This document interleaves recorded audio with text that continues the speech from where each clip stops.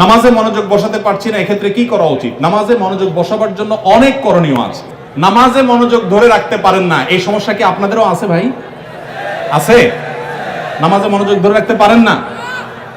আজকে আমি আপনাদেরকে নামাজে মনোযোগ ধরে রাখার জন্য কয়েকটা টিপস, কয়েকটা পরামর্শ দিয়ে যেতে চাই, এবং আমি নিজে এগুলোর উপরে আমল করে আলহামদুলিল্লাহ ফল পেয়েছি, পরীক্ষিত।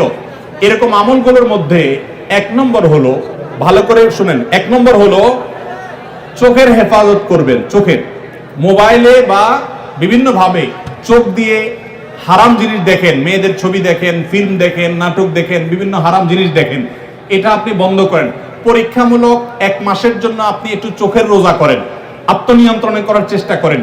যেই পুরুষ নিজেকে নিয়ন্ত্রণ করতে পারে না, সে আবার কিসের পুরুষ, সে আবার কিসের যুবক?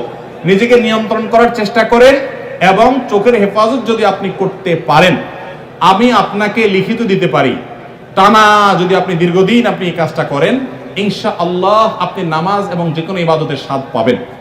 শুরু করবেন অন্তত। দ্বিতীয়ত, হারাম উপার্জন ছাড়তে হবে। কি ছাড়তে হবে? হারাম খাওয়া ছেড়ে দেন, হালাল খাওয়ার গ্রহণ করেন, এটাও ইবাদতে মনোযোগ সৃষ্টি করতে সহযোগিতা করে। তৃতীয়ত, নামাজের জন্য বিশেষ করে বলতে চাই, এই যে পয়েন্টটা এখন বলতেছি নামাজের মধ্যে, এইটা যদি করেন আর আপনি মনোযোগ না আসে, আপনি আমাকে ব্যক্তিগতভাবে জানায়েন যে আপনি ভুল বলে আসছেন। আমি আলহামদুলিল্লাহ এটার উপরে নিজে 100% উপকারিতা পেয়েছি, অনেককে পরামর্শ দিয়ে তাদের মধ্যে উপকারিতা পেয়েছি। সেটা হলো নামাজের টাইমিংটা বাড়িয়ে দেন, অর্থাৎ দীর্ঘ সময় নিয়ে নামাজ পড়েন। আপনার 4 রাকাত নামাজ পড়তে 5-6 মিনিট সময় লাগে, বা 6-7 মিনিট সময় লাগে, আপনি এটাকে ডাবল করে দেন। এবং সূরা ফাতিহা পড়ে একটু অপেক্ষা করে অন্য সূরা পড়েন, একটু সময় নেন।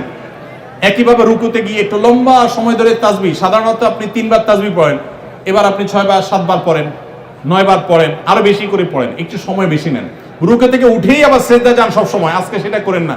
রুকু থেকে উঠে একটু দাঁড়ান, একটু অপেক্ষা করেন, একটু দেরি করেন। নবী সাল্লাল্লাহু আলাইহি ওয়াসাল্লাম রুকুতে যে পরিমাণ সময় থাকতেন, রুকু থেকে উঠে দাঁড়িয়ে তার কাছাকাছি, কারিবা মিনহু হাদিসের ভাষ্য, তার কাছাকাছি থাকতেন, অথচ আমরা রুকু থেকে উঠেই দৌড় দিই।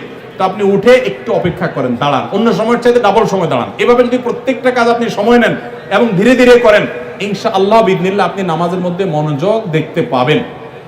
3টা গেল। 4 নম্বর হলো নামাজের মধ্যে যে সূরা কেরাতগুলো পড়েন, এটা আজকে আমরা 3 কুল সম্পর্কে আপনাদেরকে বললাম। নামাজের দোয়াগুলো, সূরাগুলো, কেরাতগুলো, এগুলোর অর্থটা বোঝার চেষ্টা করবেন, তাহলে নামাজের ভিতরে ওই অর্থের কথা আপনার মাথায় আনতে পারবেন, আপনার মনোযোগ ধরে রাখতে পারবেন। আর আরেকটা পরামর্শ হলো, ইবাদত এবং নামাজে বিশেষ করে মনোযোগ সৃষ্টি করার জন্য আগে থেকে মনোযোগ নষ্টকারী বিষয়গুলো থেকে সরে আসেন। অনেকে আছে মোবাইল টিপতে টিপতে নামাজে দাঁড়ায়, নামাজে ঢোকার আগে, মসজিদে যাওয়ার আগে মোবাইল সুইচ অফ করে ফেলান এবং এরোপ্লেন মোড করে ফেলান, যাতে করে মেসেজ আসলেও টের না পান। ইনশাআল্লাহ দেখবেন মনোযোগ আসবে। সেই সাথে আল্লাহর কাছে দোয়া করবেন। একটা দোয়া শিক্ষা দেই, প্রত্যেক নামাজের পর, 5 ওয়াক্ত নামাজের পর আমার নবী সাল্লাল্লাহু আলাইহি ওয়াসাল্লাম এই দোয়াটা নিয়মিত পড়তেন, আমরাও পড়ার চেষ্টা করব।